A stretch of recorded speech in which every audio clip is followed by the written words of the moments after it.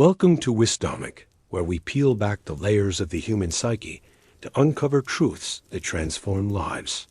Today, we're tackling a heartbreak many parents know too well.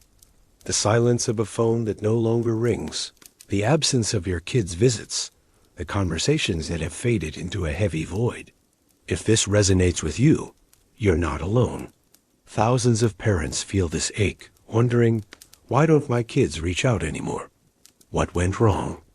But here's the thing, this isn't just about ingratitude or busy schedules. There's a deeper story at play, one buried in the unconscious mind. Today, we'll explore this through the lens of Sigmund Freud, the pioneer of psychoanalysis, whose ideas about the unconscious, defense mechanisms, and inner conflicts can shine a light on why your kids have drifted away, and how you can bring them back without losing yourself.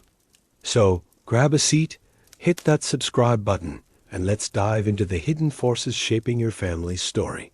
Share your own experience in the comments. Have you felt this distance? Your story could spark hope for someone else. Freud taught us that our lives are driven by the unconscious, a shadowy realm of desires, fears, and memories we barely understand. When your kids stop calling or visiting, it's tempting to see it as rejection. But Freud would argue it's more complex. This distance often stems from a clash of unconscious worlds.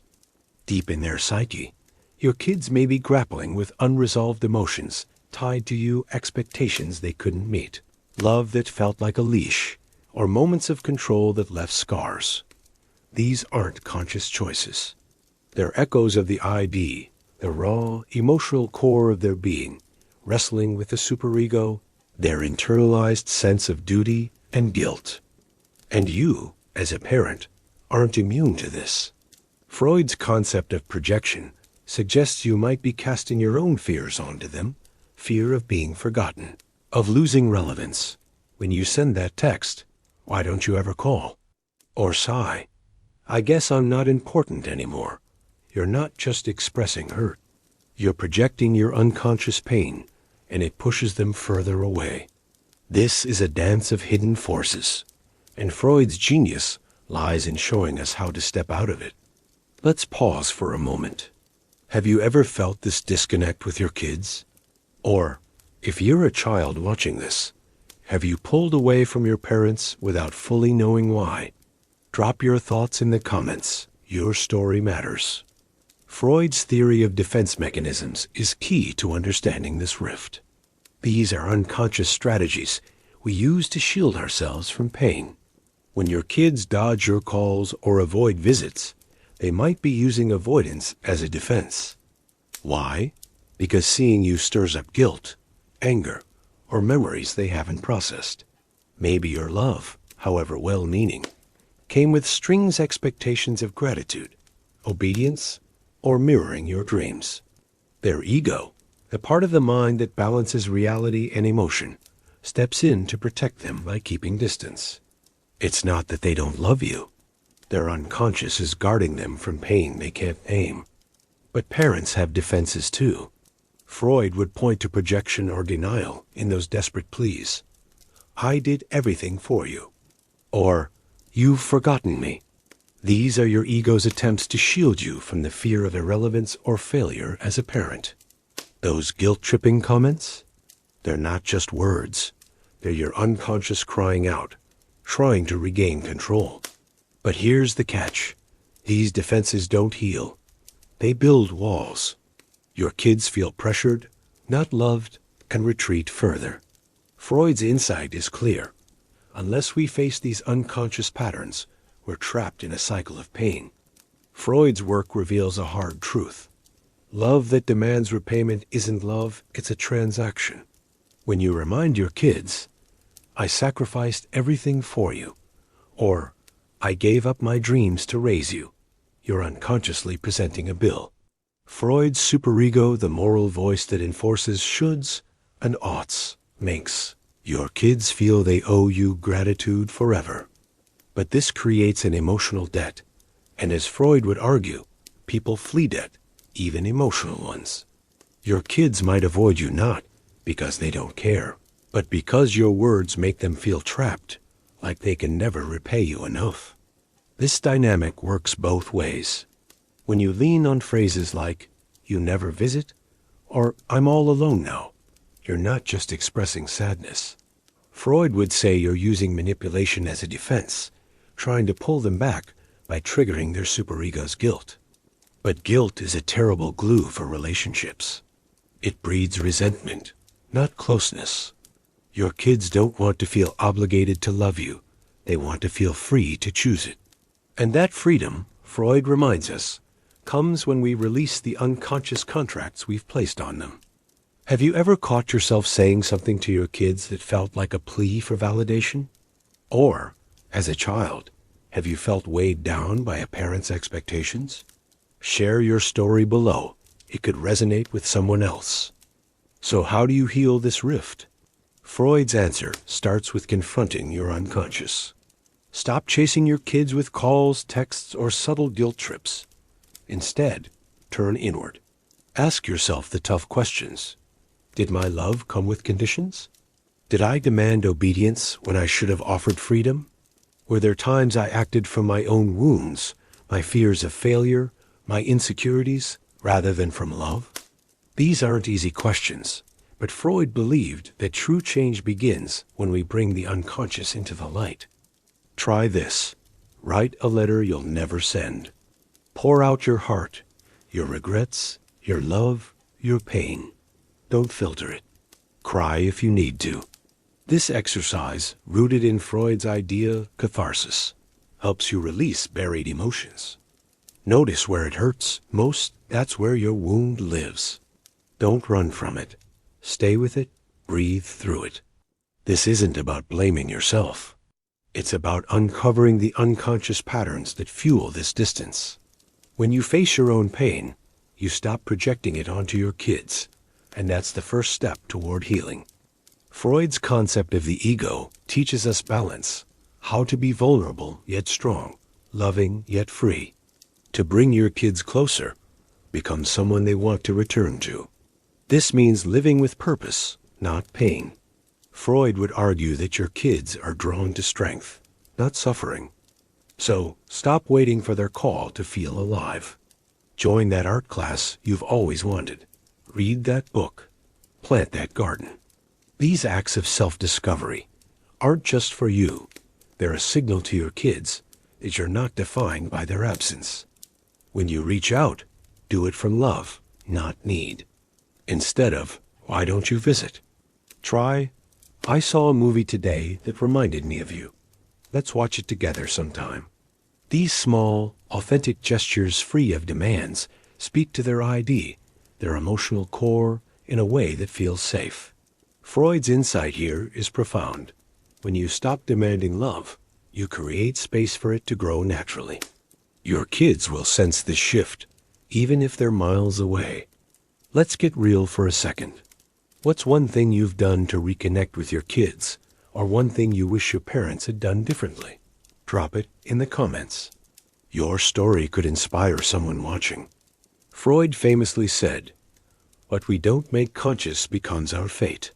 If you avoid your own pain, your regrets as a parent, your unmet expectations, you'll keep repeating this cycle of estrangement. Take time to reflect without judgment. What expectations did you place on your kids that they couldn't fulfill? What silences turned into resentment? When did you act from your wounds rather than love? This isn't about guilt. It's about liberation. When you free yourself from these unconscious burdens, you free your kids too. This process isn't just about words. It's about action. Freud's idea of sublimation channeling pain into creative outlets can help. Start a journal, paint, volunteer, or learn something new. These acts heal your ego, making you a source of inspiration, not obligation. When your kids see you thriving calm, purposeful, at peace, they'll wonder, what's changed? That curiosity, rooted in their unconscious, can draw them back, not out of duty, but desire. Freud believed the unconscious holds memories, not of facts, but of feelings.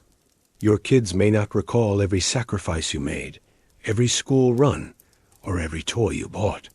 But their ID remembers how you made them feel seen, heard, or simply obligated. If you're angry because they don't call, that's normal. But Freud would urge you to dig deeper. Beneath that anger is sadness, and beneath sadness, often shame for not knowing how to love better, for missing tools you didn't have. Don't punish yourself. Embrace that pain. It's the raw material of your transformation. Look around. Some parents grow bitter with age, alone not because their kids don't love them, but because pain makes connection heavy. Others become beacons-wise men and women who own their mistakes and light a path without forcing anyone to walk it. You can be one of them. By facing your unconscious, you create a space where your kids can return, maybe slowly, maybe unexpectedly, not because you demanded it, but because your presence now radiates peace, not pain. Freud's ego teaches us to balance love and independence. Your kids don't need a perfect parent. They need one they can approach without fear of judgment or emotional weight. If they don't respond right away, keep living your life, not as punishment, but as acceptance. Build a life that matters with or without them. When you live from purpose, not expectation, you become a lighthouse. Your kids will sense it, even from afar, and it will stir something in their unconscious longing to reconnect, not out of guilt, but love. Try this. Instead of asking, "Why don't you call?" Share something small and genuine. "I was thinking of you today when I heard your favorite song." These moments, free of pressure, speak to their ID in a way that feels safe. Freud's insight is clear. Love thrives in freedom, not obligation. And if they don't come back right away, don't despair. Your peace is your power, and it's felt even across the silence. Here's your challenge, inspired by Freud's call to face the unconscious. Write that unsent letter. Pour out your heart, your love, your regrets, your pain. Don't hold back. Cry if you need to. Then read it. Notice where it hurts most. That's your wound. Don't run from it. Stay with it. Breathe through it. This is where healing begins, in the raw honesty of your unconscious truth. When your kids do return, don't greet them with a list of grievances. Welcome them like a traveler coming home from exile, with open arms, but a calm heart. Freud would remind us that nothing wounds a child more than a parent who clings to their failures. And nothing heals more than a parent who lives in peace, asking for nothing. That's where the magic happens, when reconnection isn't a demand, but a gift. There's a silent truth many parents discover too late. Respect isn't demanded, it's inspired. Freud's work shows us that the soul doesn't remember the toys, the sacrifices, or the rules. It remembers how you made it feel seen, valued, or burdened. You may not have been the perfect parent. Maybe you got lost in routine, in rules, in your own emotional gaps. But that's what makes us human. Freud's gift is this. As long as you're breathing, you can choose to change. Not for your kids, but for you. Don't wait for their call to feel worthy. Start a conversation with yourself. Listen to your own heart, as Freud urged, and face your unconscious shadows. When you respect yourself, you radiate a different energy one your kids will feel, even if they're not ready to return. The soul, as Freud knew, senses what the mind cannot grasp. Freud taught us that peace isn't found in a phone call or a visit. It's built within, day by day, in your silence, your choices, your courage to face your unconscious. So, start today. Write that letter. Take that class. Plant that tree. Look into someone's eyes. Hear their story. Live with purpose. Not because you have to, but because you choose to. When you live from fullness, not lack, the world notices. Your kids notice. And even if the distance remains, you'll know you've done your part, not from guilt, but from love. Have you felt this distance with your kids? Or, as a child, Have you ever drifted away without knowing why? Share your story in the comments. Your words could light the way for someone else. Like this video if it touched you, and subscribe to Wisdomach for more insights from the greatest minds in history. Let's keep unmasking the mind together. Until next time, live boldly, love freely, and never stop growing.